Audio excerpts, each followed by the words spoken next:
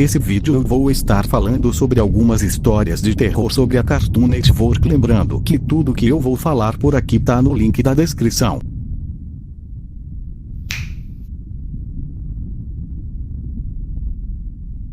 Aconteceu comigo há mais ou menos um mês. Eu estava no meu quarto, navegando na internet, vendo vídeos no YouTube, como sempre faço nas noites e madrugadas. A TV, que fica fora do meu ângulo de visão, e que deixo ligada constantemente, em um volume baixo, para dar um pouco mais de som ao ambiente, estava ligada. A TV estava sintonizada no Cartoon Network. Era mais ou menos 13h32, quando do nada escuto um grito que, mesmo com o volume baixo, me fez pular da cadeira de susto.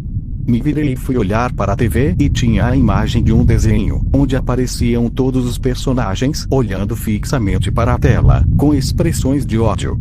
O desenho era parecido com os Flintstones que eu nunca vi na vida, mas não eram eles.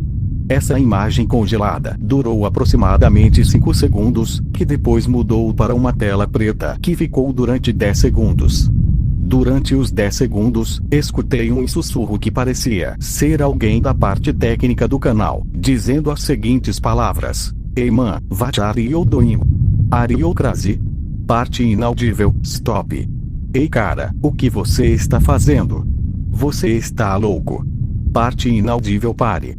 Quando de repente aparece tela com texto 33 Presentation 333, durou uns 9 segundos e mudou para a tela colorida, e então eu troquei de canal, completamente assustado com toda aquela cena.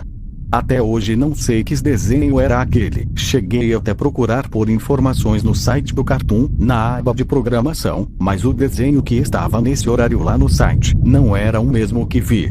Desde o ocorrido, eu nunca mais deixei a TV ligada no Cartoon Network.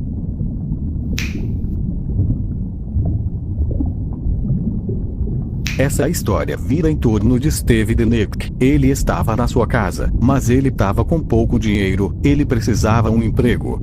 Ele leu no jornal que inauguraram uma atração, no lugar de um antigo restaurante familiar fechado há 30 anos.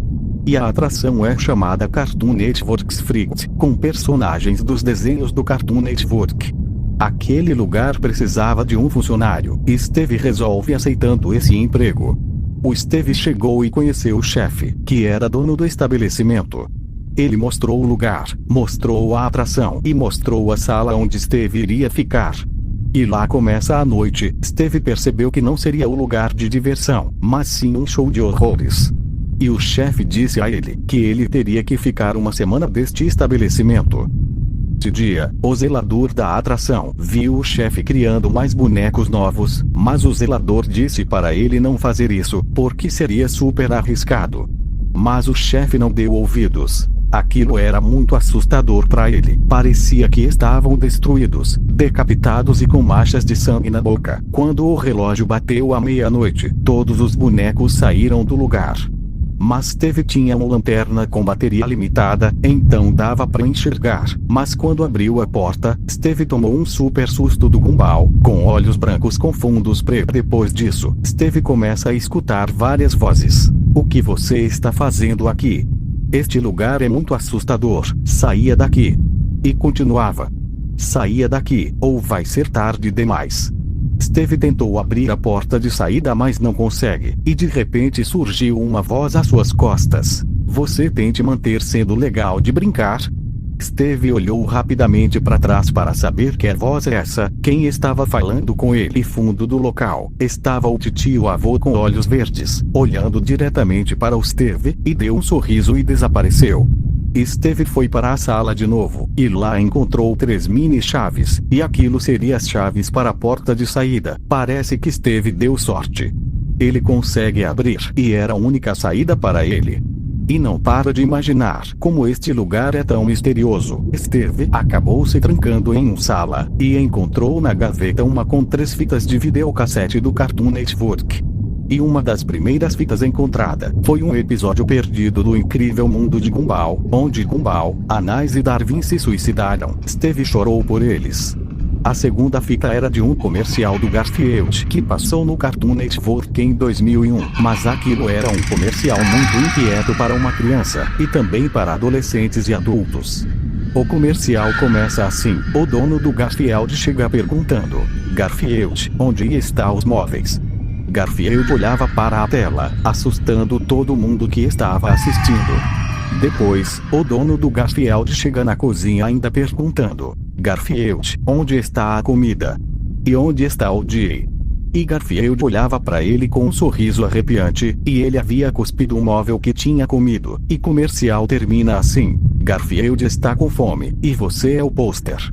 Sábado às 18 no Cartoon Network. E a última fita era desconhecida. Steve colocou no videocassete para rodar, mas de repente, acontece isso. O Steve foi teletransportado para uma sala, cheia de eletrônico com energia limitada e com câmeras de segurança que registra todo o local.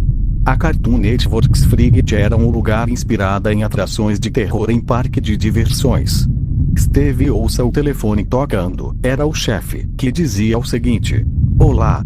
Olá, Steve, obrigado por estar gostando pelo seu trabalho, mas parece que teremos dar um par de problemas mais à frente. Agora vamos a proceder com a onda noturna. Estes bonecos que são a atração do local estão ficando cada mais ativos, e aquelas fitas de videocassete não são iguais, desde do comercial do Garfield macabro de 2001. Mas, não sabemos ainda o que poderia estar por atrás disso. Sobre aquele anúncio que apareceu, era quando o Cartoon Network passava Garfield, mas Jay estava de uma forma estranhamente bizarra. E aparecia um código na tela dizendo 1618, que exatamente não sabe o que isso significa. Agora Steve, tem uma pergunta para você. Você encontrou aquelas fitas de videocassete? E o Steve respondeu: Sim, chefe, eu encontrei aquelas fitas de videocassete guardadas em uma gaveta numa sala trancada com cadeado, e eu tinha a chave com acesso a essa sala. Tinha 3 fitas de videocassete, uma delas é do episódio Perdido do Incrível Mundo de Gumball, onde Gumball, Anais e Darwin acabaram morrendo de suicídio, e foram encontrados mortos pela polícia. E segunda era o comercial macabro do Garfield, onde ele sorria para o seu dono com dentes pontudos e gritava.